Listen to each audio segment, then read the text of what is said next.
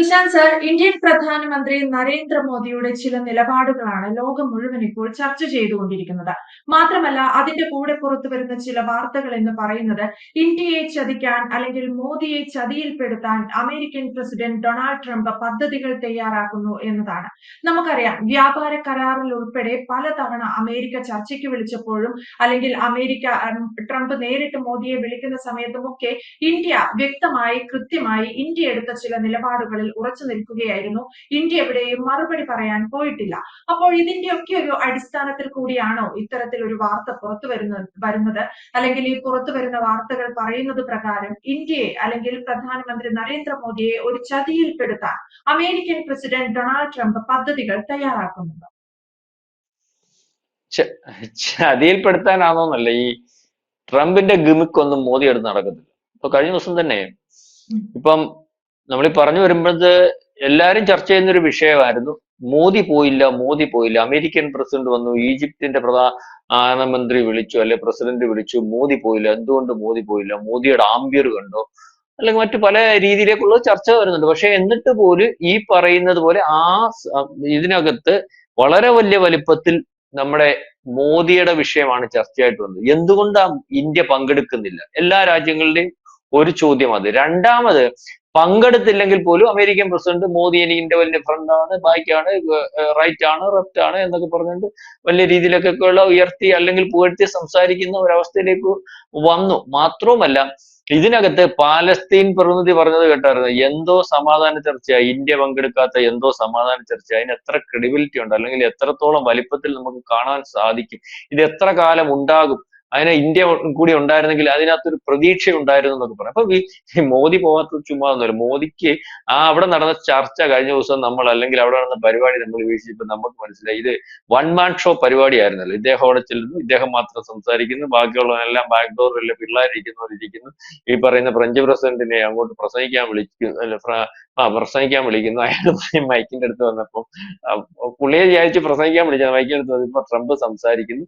അതുപോലെ ബ്രിട്ടീഷ് പ്രധാനമന്ത്രി, അതുപോലെ ഈ ഫ്രഞ്ച് പ്രസിഡന്റ് കൈ പിടിച്ച് നിൽക്കുന്നു. ഞങ്ങളുടെ ഇവിടെ വേറൊരു CPM നേതാവ് ഉണ്ടായിരുന്നു, ആരൊക്കെ ഷേക്കാൻഡ് കൊടുക്കുന്ന പോലെ കയ്യെ പിടിച്ചിട്ട് പുള്ളി അങ്ങ് ഞെക്കും, പുള്ളിക്ക് ആരൊക്കെ ഉള്ളതല്ല. അപ്പൊ ഇതുപോലുള്ള ഗോഷ്ഠികളായിരുന്നു മൊത്തം. അവിടെ പുള്ളിയുടെ വർത്തമാനം, പുള്ളിയുടെ അതുപോലെ ഈ ഒരു പാണന്റെ കൂട്ടുനിന്ന്, പാണൻ എന്ന് പറഞ്ഞാൽ നമുക്കറിയത്തില്ലേ, പണ്ട് പുരാണങ്ങളിൽ വിധേയപ്പെട്ട് നിൽക്കുന്ന ആള്, പാണം പാട്ട് പാടുക, പാണം പുകഴ്ത്തുക. പാണന്റെ റോളായിരുന്നു പാകിസ്ഥാന്റെ പ്രധാനമന്ത്രിയുടെ. ട്രംപിനെ കണ്ടു, അദ്ദേഹത്തിന്റെ വലിപ്പം കണ്ടു, അദ്ദേഹത്തിന്റെ മോന്ത കണ്ടു, അപ്പകുരങ്ങിന്റെ കൂട്ടിരിക്കുന്നിട്ട് എന്തൊരു ഭംഗിയാണ്, അദ്ദേഹമാണ് ഈ യുദ്ധം നിർത്തിയത്, മറ്റേതാണ് മറിച്ചാന്നൊക്കെ പറഞ്ഞ പുകഴ്ത്തൽ. അതും ഇപ്പൊ ലോകമാതകൾ ചർച്ചയുണ്ട്. അപ്പൊ ഇതിനകത്ത് ഇതറിയാമായിരുന്നു, റോളില്ലാത്ത ഒരു സ്ഥലം ഏഷ്യ മാത്രമല്ല, GCC രാജ്യങ്ങള് അല്ലെങ്കിൽ ഒരു പക്ഷേ ഈ പറയുന്നത് പോലെ മിഡിൽ ഈസ്റ്റ് രാജ്യങ്ങൾ മാത്രം വേണ്ടിയിരുന്ന ഒരു ഉച്ചകോടിയിൽ ഏഷ്യയിൽ നിന്ന് ആകെ ക്ഷണിച്ചിട്ടുള്ള നേതാവായിരുന്നു ഈ പറയുന്നത് നരേന്ദ്രമോദി. നരേന്ദ്രമോദി പക്ഷേ പോയില്ല. ഇവിടുന്ന് ജയശങ്കറിനെ വിട്ടില്ല, വളരെ ചെറിയ ഒരാളിനെ. ഈ ചെറുക്കം പോയിട്ട് വരട്ടെ എന്ന് പറയുന്നത് അത്രയ്ക്ക് താഴ്ന്ന ഒരു വിദേശകാര് അല്ലെങ്കിൽ ഒരു സഹമന്ത്രിയാ വിട്ടത്. പയ്യൻ പോയാൽ മതി, അതിനുള്ള കാര്യമുള്ളൂ. അയാൾ പോയെന്ന് എനിക്കറിയത്തില്ല, വാർത്തയൊന്നും വന്നില്ല. അതായത് അത് വലിയ ചർച്ചയായി. മോദി പോകാത്തതിന്റെ കാര്യം എന്ന് പറഞ്ഞാൽ മോദി കാൽക്കുലേറ്റഡ് ആണ്. മോദി അങ്ങനെ പോയി നിന്നു കൊടുക്കത്തില്ല. മോദിക്ക് അറിയാമായിരുന്നു ഇയാളുടെ ഗോഷ്ഠിയും ഇയാളുടെ പരിപാടിയും, അല്ലെങ്കിൽ മോദി അവിടെ ചെന്ന് കഴിഞ്ഞാല് മോദിയെ വായിക്കാനുള്ള ഒരു കാര്യം, അല്ലെങ്കിൽ മോദിക്ക് അംഗീകാരം കിട്ടുന്ന ഒരു അവസ്ഥയില്ലെങ്കിൽ മോദി, അല്ലെങ്കിൽ ഇന്ത്യക്ക് അംഗീകാരം കിട്ടാത്ത ഒരു അവസ്ഥയില്ലെങ്കിൽ മോദി പോകത്തില്ല. ഇപ്പൊ മോദിയും പുടിനും റഷ്യൻ അല്ലെങ്കിൽ അല്ലെങ്കിൽ ചൈനയുടെ പ്രധാന പ്രസിഡന്റ് എന്നൊക്കെ പറഞ്ഞാൽ അല്ലെങ്കിൽ പ്രധാനമന്ത്രി എന്നൊക്കെ പറഞ്ഞാൽ അവർക്ക് അവരുടേതായ ഒരു അംഗീകാരം കിട്ടുന്നിടത്ത് മാത്രമേ അവർ പോകത്തുള്ളൂ. അല്ലാതെ ഈ പറഞ്ഞ യൂറോപ്യൻ കൺട്രീസിന്റെ അവിടെ പോലെ ഇയാളെ കീഴിലിരിക്കുന്നവർ പോലെ ഇരിക്കാൻ പോകുന്ന ഒരു അവസ്ഥയില്ല. പക്ഷെ അവരെയൊന്നും ക്ഷണിച്ചിരുന്നില്ല, മോദിയെ മാത്രമേ ക്ഷണിച്ചുള്ളൂ. മോദിക്ക് അവിടെ വൺ മാൻ ഷോ ആണെന്ന് അറിയാമായിരുന്നു. മാത്രവുമല്ല, അവിടെ പ്രധാനപ്പെട്ട GCC രാജ്യങ്ങളുടെ ലിസ്റ്റിൽ വന്നപ്പോൾ ഈ പാകിസ്ഥാൻ പ്രധാനമന്ത്രി ഉണ്ടല്ലോ, ഈ സമയത്ത് അവിടെ ചെന്നിട്ട് ഈ സ്റ്റേജിനകത്തോട്ട് മോദിയെ വിളിച്ചു വരുന്നിട്ട് പാകിസ്ഥാൻ പ്രധാനമന്ത്രി ഇപ്പുറത്തോട്ട് നിർത്തി ഒരു ഫോട്ടോ എടുത്തിട്ട്, ഇയാൾക്ക് എന്തും പറയുന്നതിന് കുഴപ്പമില്ല, ഞാനെല്ലാം പറഞ്ഞു തീർത്തിട്ടുണ്ട്, ഞാന്റെ ഇന്ത്യയും പാകിസ്ഥാനും തമ്മിൽ യുദ്ധം നിർത്തിയ ഞാനാണെന്ന് അറിയാമല്ലോ, കണ്ടായിരുന്നല്ലോ, ഇപ്പൊ രണ്ടുപേരുടെ ഒന്നിച്ചിരിക്കുന്നുണ്ടായിരുന്നല്ലോ, നിങ്ങൾ നേരത്തെ ഒന്നും വിശ്വസിച്ചില്ലല്ലോ എന്നൊക്കെയുള്ള രീതി പറയും. ഇയാൾക്കപ്പൊ ഇയാളുടെ ഭാഗത്ത് ഇയാൾ വലിയ ചതിയല്ല, ഇയാൾക്ക് എന്തും പറയുന്നതിന് കുഴപ്പമൊന്നുമില്ല. പറയുന്നത് എന്താണെന്നുള്ള കാര്യം, അല്ലെങ്കിൽ ഇപ്പൊ അതിനകത്ത് യാതൊരു ക്രെഡിബിലിറ്റി ഇല്ലാത്ത ഒരു അവസ്ഥയിലേക്ക് പോയിട്ടുണ്ടെങ്കിൽ ഇയാൾ പറയുന്നത് വരുമല്ലോ, ആൾക്കാർക്ക് കുറച്ചു പേർക്കെങ്കിലും ആലോചിക്കാൻ പറ്റുമല്ലോ. അവിടെ വെച്ച് നമ്മുടെ ഇന്ത്യയുടെ സ്റ്റാൻഡും അല്ലെങ്കിൽ മോദിയുടെ സ്റ്റാൻഡും ഒക്കെയാ പോകുന്നത്, മനസ്സിലാവുന്നത്. മറ്റവൻ എവിടെ നിന്നും ഫോട്ടോ എടുക്കാൻ നിൽക്കുക, പുടിൻ പോകുമ്പോൾ ഓടി അതിന്റെ സൈഡിൽ നിന്ന് ഫോട്ടോ എടുക്കുക, മറ്റേ ലോകരാജ്യങ്ങൾ നേതാക്കന്മാരൊക്കെ വരുമ്പോൾ ഷേക്കാൻഡ് കൊടുക്കുക, തൊഴുക. അത് ഗതികെട്ട ഒരു രാജ്യമാണല്ലോ പാകിസ്ഥാൻ. അവർക്ക് ക്രെഡിബിലിറ്റിയോ അല്ലെങ്കിൽ നാണമോ മാനമോ ലോകത്ത് അംഗീകാരമോ ഒന്നുമില്ല. മാത്രമല്ല, ഇതുപോലെ തന്നെ ഒരു ചതി നേരത്തെ നമ്മൾ പ്രതീക്ഷിക്കേണ്ടതായിട്ടുണ്ട്. G7 ഉച്ചകോടി കഴിഞ്ഞിട്ട് അന്നൊരു വിഷയം നടന്നപ്പോൾ ഈ പറഞ്ഞതുപോലെ ഇന്ത്യയുമായിട്ടുള്ള വിഷയം നടന്നപ്പോൾ പറഞ്ഞു, ആ ഹലോ ഞാൻ മോദിയല്ലേ, ഞാൻ ട്രംപ്, ആണ്ട് ഇവിടെ ഒന്ന് ഇറങ്ങിയേച്ച് പോണം കേട്ടോ. മോദി പറഞ്ഞ സമയമില്ല, അന്നിവിടെ ഇലക്ഷൻ നടക്കുവായിരുന്നു, പുള്ളിയോട് ഇലക്ഷന് പങ്കെടുത്ത് പ്രചരണം നടത്തി. അപ്പം അന്നും ഈ പറഞ്ഞ പോലെ ഭീകരൻ അവിടെ ഉണ്ടായിരുന്നു. ഏതാ, മുനീർ എന്ന് പറഞ്ഞത്, അവൻ അവിടെ വിളിച്ച് അകത്ത് വിളിച്ചിട്ട് ചായ കൊടുത്തോണ്ടിരിക്കുന്നത്. അപ്പൊ അന്നും വേണമെങ്കിൽ ഇദ്ദേഹത്തെ അവിടെ വിളിച്ചു വരുത്തി മുനീറിന്റെ സൈഡിൽ നിർത്തി ഒരു ഫോട്ടോ എടുക്കുമെന്നുള്ളതല്ല, അപ്പൊ അതേ രീതിയിൽ ചതി കാണിക്കാം. അപ്പൊ ഇതേ രീതിയിലേക്കുള്ള ഒരു കാര്യങ്ങളൊക്കെയാണ് അവിടെ നടക്കുന്നത്. അപ്പം ഇതിനകത്ത് ഒരു ചതിയുണ്ട്. ചതി എന്ന് പറയുമ്പോൾ ഈ ഒരു ചതി, നേരത്തെ വേറൊരു കാര്യം വരുന്നുണ്ട്, അതിന് വ്യക്തത ഇല്ലാത്തതുകൊണ്ടാണ് നമ്മൾ കൃത്യമായിട്ട് ഒരു ടോപ്പിക്കായിട്ട് പറയുന്നത്. നേരത്തെ ഈ പറഞ്ഞതുപോലെ ചൈനയിൽ അല്ലെങ്കിൽ സാർക്ക് ഉച്ചകോടി ഉണ്ടായിരുന്നല്ലോ. ആ ഉച്ചകോടി സമയത്ത് വലിയ വിവാദമായിട്ടുള്ള ഒരു സംഭവം ഉണ്ടായിരുന്നല്ലോ.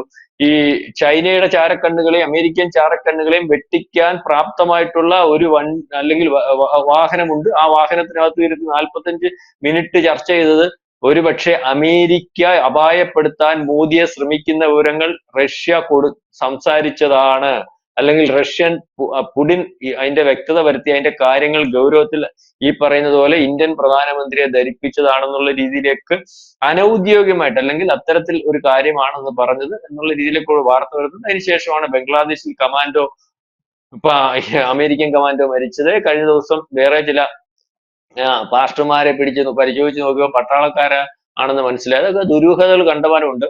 ഇപ്പം അദ്ദേഹം ചതിയുടെ കാര്യം പറഞ്ഞപ്പോൾ ഇതുകൂടെ കൂട്ടി വായിച്ചു പോയെന്നുള്ളൂ. അതുപോലെ ഇന്നലെ US-ൽ വേറൊരു വലിയ വിഷയമുണ്ട്. US-ൽ ഇതൊക്കെ കഴിഞ്ഞ് കഴിഞ്ഞപ്പോൾ ഈ സൈനിക മേധാവികളുടെ ഒരു ഉച്ചകോടി ഉണ്ടായിരുന്നു US-ൽ. അപ്പൊ അത്തരത്തിലൊരു സമ്മേളനം ഉണ്ടായിരുന്നു. അല്ലെങ്കിൽ ആ സമ്മേളനത്തിനകത്ത് നമ്മളുടെ ഭാഗമായിട്ട് ഇന്ന് രാജീവ് ഖായ് ആണ് പങ്കെടുത്തത്, അല്ലെങ്കിൽ ഇന്ത്യൻ പ്രതിനിധിയായിട്ടുണ്ട് അദ്ദേഹം. അപ്പൊ ഇപ്പം ഈ പറയുന്നത് പോലെ ഇതിനെപ്പറ്റി ഒരു വിശദീകരണം അവിടെ കൊടുത്തായിരുന്നല്ലോ. നമ്മുടെ ഇപ്പൊ വിശദീകരിക്കുന്നതെല്ലാം ഈ സിന്ധുവിന് ശേഷമുള്ള ഏതാ സോറി സിന്ധൂരിനെ പറ്റിയായിരുന്നല്ലോ വിശദീകരിക്കുന്നത്. ഞാൻ പറഞ്ഞത് ഔദ്യോഗികമായിട്ട് ഇതുവരെ പറഞ്ഞില്ല. 100ഓളം പാക് സൈനികരെ ഇന്ത്യൻ സേന വധിച്ചിരുന്നു, 300ഓളം കിലോമീറ്റർ കടന്നു കയറിയിരുന്നു, റഡാർ സംവിധാനങ്ങളും നിശീത സംവിധാനങ്ങളും പ്രതിരോധ സംവിധാനങ്ങളും ഒക്കെ തകർത്തിരുന്നു, വ്യോമത്താവളങ്ങൾ തകർത്തിരുന്നു, അതുപോലെ തന്നെ ഈ പറയുന്ന പോലെ 3ഓളം ഹാങ്ങറുകൾ തകർത്തിരുന്നു. അതായത് വലിയ വലിപ്പത്തിൽ ഇന്ത്യ ചെയ്ത കാര്യങ്ങളെല്ലാം UN പോലെ ഉള്ളിടത്ത് വളരെ വ്യക്തമായിട്ടും കൃത്യമായിട്ടും പറഞ്ഞു. ഇതുവരെ നമ്മൾ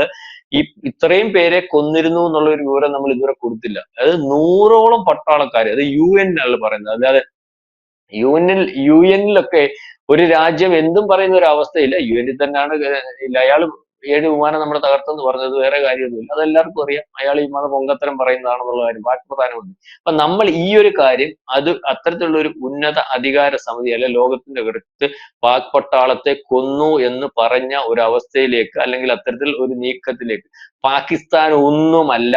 78 മണിക്കൂർ പോലും പാകിസ്ഥാന് നമ്മളോട് ഏറ്റുമുട്ടി പിടിച്ചു നിൽക്കാൻ പറ്റുന്ന ഒരു അവസ്ഥയില്ല എന്നുള്ള രീതിയിലേക്കുള്ള വർത്തമാനം വന്നതിന് ശേഷം അവർ കോംപ്രമൈസ് സ്റ്റോക്കിലേക്ക് പോയെന്നാ പറഞ്ഞത്. അപ്പൊ ഞാൻ പറഞ്ഞു വന്നത്, ഇത്തരത്തിലുള്ള ഒരു ഇന്ത്യ, ലോകത്തിന്റെ നെറുകയിൽ നിൽക്കുന്ന ഇന്ത്യ, ലോകത്തെവിടെയും ഇന്ത്യ പറയുന്നതും ഇന്ത്യയുടെ ചലനവും ഇന്ത്യയുടെ നീക്കവും ഇന്ത്യയുടെ അഭിപ്രായത്തിനും വലിയ വിലയുള്ളെന്ന് വരുമ്പോൾ അതിനെ മറികടക്കുന്നതിനും അതിനപ്പുറമാണ്, എന്റെ കക്ഷത്താണ്, ഞാൻ പറയുന്നിടത്താണ്, ഞാൻ പറയുന്നത് പോലെ നിൽക്കും എന്ന് ചതിയിൽ കൂടിയെങ്കിലും പെടുത്തി ഇന്ത്യൻ പ്രധാനമന്ത്രിയും ഒക്കെ അദ്ദേഹത്തിന്റെ ഭാഗമാണെന്ന് അല്ലെങ്കിൽ ബോധ്യപ്പെടുത്താനുള്ള ഒരു ശ്രമത്തിന്റെ ഭാഗമാണ് കഴിഞ്ഞ ദിവസത്തെ ഈ പറഞ്ഞതുപോലെ ഉള്ള വിളി. അല്ലെങ്കിൽ അദ്ദേഹം അവിടെ ചെല്ലുമ്പോൾ കിട്ടുന്ന, അല്ലെങ്കിൽ ഈ പറയുന്ന സമ്മേളനത്തിന്, ഈജിപ്തിൽ നടന്ന ഉച്ചകോടിക്ക് കിട്ടുന്ന ഒരു ഗൗരവം, അല്ലെങ്കിൽ ആ സമ്മേളനത്തിൽ ഈ പറയുന്ന മോദിക്ക് അപ്പുറമാണ് ഈ പറയുന്ന ട്രംപ് എന്നുള്ള രീതിയിൽ. ഇപ്പൊ മോദിക്ക് അപ്പുറമല്ല, മോദിക്ക് അപ്പുറം ആണ് ട്രംപ് എന്ന് ട്രംപിന് കാണിക്കേണ്ടതായിട്ട്. ഇപ്പൊ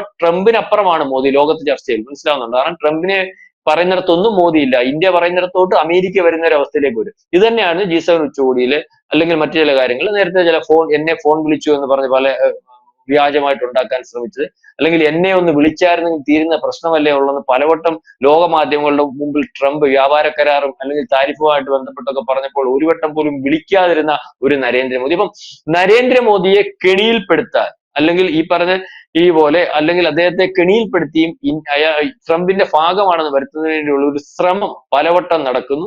അല്ലെങ്കിൽ അത്തരത്തിൽ ഒരു ശ്രമത്തിൽ പോലും, അല്ലെങ്കിൽ നമ്മൾ പറയത്ത് നീ മനസ്സിൽ കാണുമ്പോൾ ഞാൻ മാനത്ത് കാണുമെന്ന് എന്ന് പറഞ്ഞ പോലെ, ട്രംപ് മനസ്സിൽ കാണുമ്പോൾ മോദി മാനത്ത് കാണുന്ന ഒരവസ്ഥയിലേക്കുള്ള ഒരു പ്രധാനമന്ത്രിയും അല്ലെങ്കിൽ അത്തരത്തിലുള്ള ഒരു രാജ്യവുമായിട്ടൊക്കെ ഇന്ത്യ മാറിയിരിക്കുന്നു. ഇപ്പം ലോകം ചർച്ച ചെയ്തു തുടങ്ങി. അതാണ് അതിന്റെ ഒരു വിഷയം.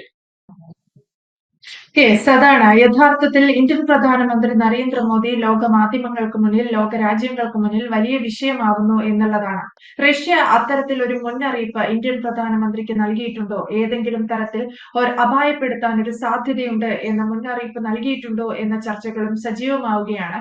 പക്ഷേ മോദിയുടെ കാര്യത്തിൽ മാത്രം ട്രംപിന് തെറ്റിപ്പോയി എന്നുള്ളതാണ്. ട്രംപ് പദ്ധതിയിടുന്ന കാര്യങ്ങളൊന്നും ഇന്ത്യൻ പ്രധാനമന്ത്രി നരേന്ദ്രമോദി അംഗീകരിച്ചു കൊടുക്കുന്നില്ല, അതിന് വഴങ്ങിക്കൊടുക്കുന്നില്ല എന്നതാണ് യാഥാർത്ഥ്യം. വ്യക്തമാണ്. Thank you Prashant sir. കൂടുതൽ വാർത്തകളും വിശേഷങ്ങളും നിങ്ങളിലേക്ക് എത്താൻ ABC മലയാളം സബ്സ്ക്രൈബ് ചെയ്യുക, ബെൽബട്ടനും അമർത്തുക.